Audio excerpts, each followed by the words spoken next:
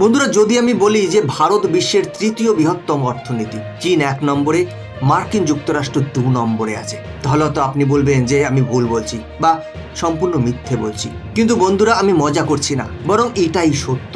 বর্তমানে ভারত বিশ্বের তৃতীয় বৃহত্তম অর্থনীতি, কিন্তু ইচ্ছাকৃতভাবে ভারতের অর্থনীতিকে কম দেখানো হচ্ছে, যার কারণে আজ ভারতের অর্থনীতি 4র্থ নম্বরে দেখা যাচ্ছে। কারণ এখনো পর্যন্ত সবাই জানে যে ভারতের অর্থনীতি সর্বোচ্চ $4.1 ট্রিলিয়ন রয়েছে, কিন্তু সম্প্রতি নীতি আয়োগ জানিয়েছে যে বাস্তবে এটি এমন নয়। ভারতের অর্থনীতিকে ইচ্ছাকৃতভাবে কম দেখানো হচ্ছে, কিন্তু পিপিপির দিক থেকে দেখলে ভারতীয় অর্থনীতি অতীতে প্রায় $15 ট্রিলিয়ন, মার্কিন অর্থনীতির অর্ধেকেরও বেশি, এবং এই অনুসারে ভারত বিশ্বের তৃতীয় বৃহত্তম অর্থনীতি। কিন্তু প্রশ্ন হচ্ছে, যখন ভারতীয় অর্থনীতি সত্যিই বিশ্বের তৃতীয় বৃহত্তম অর্থনীতি এবং এর আকার $15 ট্রিলিয়ন, তখন ভারতীয় অর্থনীতিকে অবমূল্যায়িত দেখানো হচ্ছে কেন? যাতে ভারত সবসময় পিছিয়ে থাকে, নাকি এর পেছনে অন্য কোনো বড় কারণ লুকিয়ে আছে? বন্ধুরা, আজকের এই ভিডিওতে সমস্তটা নিয়ে আলোচনা করব।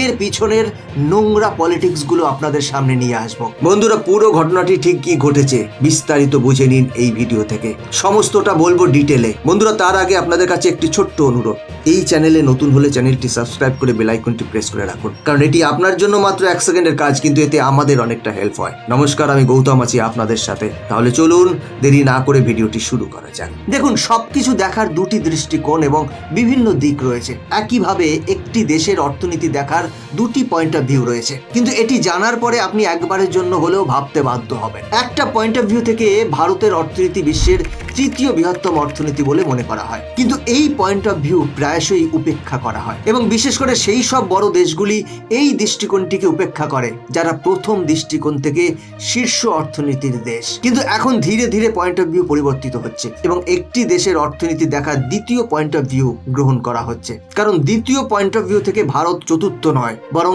বিশ্বের তৃতীয় বৃহত্তম অর্থনীতি। এই কারণেই ভারতের নীতি আয়োগ এখন মানুষের দৃষ্টিকোণ পরিবর্তন করতে শুরু করেছে, যাতে ভারতকে বিশ্বের তৃতীয় বৃহত্তম অর্থনীতি হিসেবে দেখা হয়। বন্ধুরা, বিষয়টা একটু জটিল মনে হচ্ছে না? আরো সহজ করে বলি, মন দিয়ে শুনুন। বর্তমানে ভারতকে 4র্থ নম্বরে দেখানোর জন্য প্রথম পদ্ধতিটি কিভাবে গ্রহণ করা হচ্ছে সেটা একবার বোঝার চেষ্টা করুন। আপনি এটি খুব সহজেই অনুমান করতে পারবেন। আপনি যখন গুগল করবেন তখন আপনি দেখতে পাবেন যে ভারত 4র্থ নম্বরে রয়েছে। এখন এখান থেকেই শুরু হয় কাগজ এবং জমির মধ্যে পার্থক্য বলার গল্প।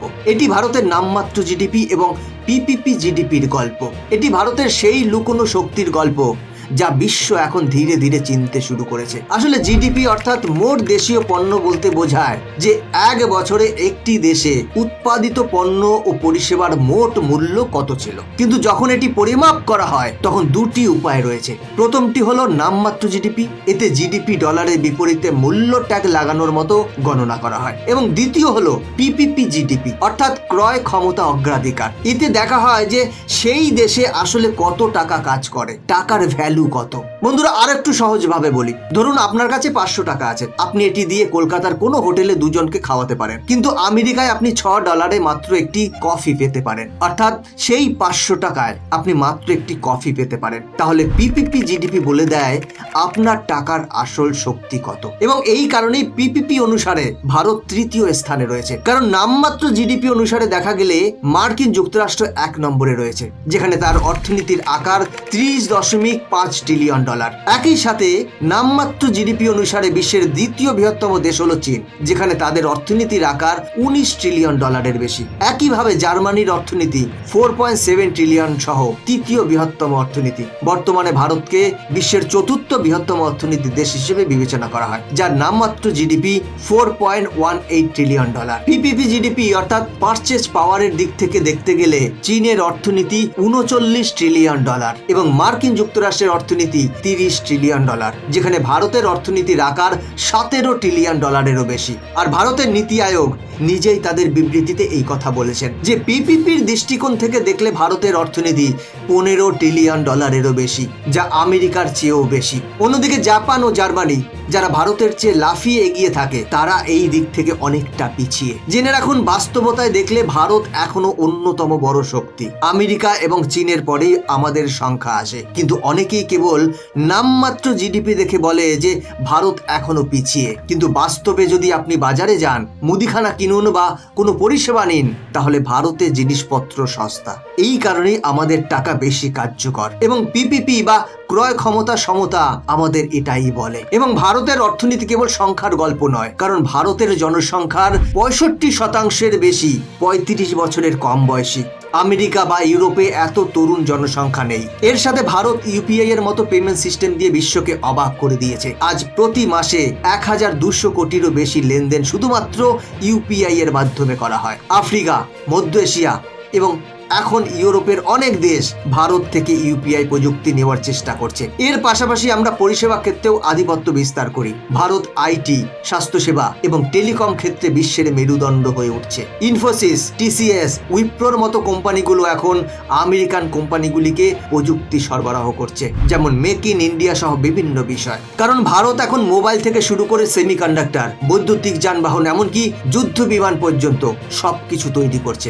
সম্প্রতি অ্যাপেলও ভারতে তাদের আইফোন তৈরি শুরু করেছে। এখন প্রশ্ন উঠছে যে ভারত যদি এতই শক্তিশালী হয়, তবে নামমাত্র জিডিপিতে কেন পিছিয়ে? বন্ধুরা, এর জন্য সাধারণত দুটি কারণ রয়েছে। প্রথমত, টাকার মূল্য ডলারের তুলনায় কম, যেখানে ভারতের 85 টাকার সমান $1। তাই যখন আমরা আমাদের জিডিপিকে ডলারে রূপান্তর করি, তখন মূল্য কম দেখায়। এবং দ্বিতীয় কারণ হলো ভারতের জিনিসপত্র সস্তা। আমেরিকায় 1 কিলো চাল $2, যেখানে ভারতে 1 কিলো চাল 40 থেকে 45 টাকায় পাওয়া যায়, অর্থাৎ প্রায় অর্ধেক ডলার। মানে যেখানে আমেরিকায় $2, সেখানে ভারতে $1/2। এই কারণেই আমরা নামমাত্র শর্তে কিছুটা পিছিয়ে আছি, কিন্তু বাস্তবে আমাদের টাকা খুবই শক্তিশালী। কিন্তু সকলের চোখ কেবল এই নামমাত্র জিডিপির উপর। এই কারণেই ভারত তার নামমাত্র জিডিপি বাড়ানোর চেষ্টা করছে, যাতে বিদেশি কোম্পানিগুলিও ভারতের প্রতি আকৃষ্ট হয় এবং বিদেশি বিনিয়োগকারীরাও ভারতে আরো বেশি করে অর্থ বিনিয়োগ করে। আপনাদের জানিয়ে রাখি যে ভারত সরকার এবং নীতি নির্ধারকরা এই পার্থক্য দূর করার জন্য দিনরাত কঠোর পরিশ্রম করছেন। এবং ভারতের ক্রমবর্ধমান গতি অনুসারে বড় বড় অর্থনৈতিক সংস্থাগুলি দাবি করছে যে যখন ভারত স্বাধীনতার 1 শতাব্দী পূর্ণ করবে এবং 2048 সাল আসবে, তখন ভারত বিশ্বের দ্বিতীয় বৃহত্তম অর্থনীতি হবে। বন্ধুরা, আপনিও কি মনে করেন যে ভারতকে সব সময় ছোট করে দেখানোর চেষ্টা করা হয়?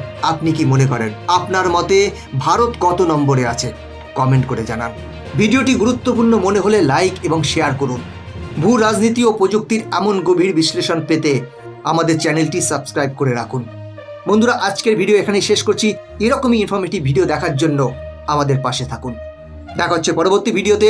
ভালো থাকবেন, সাথে থাকবেন।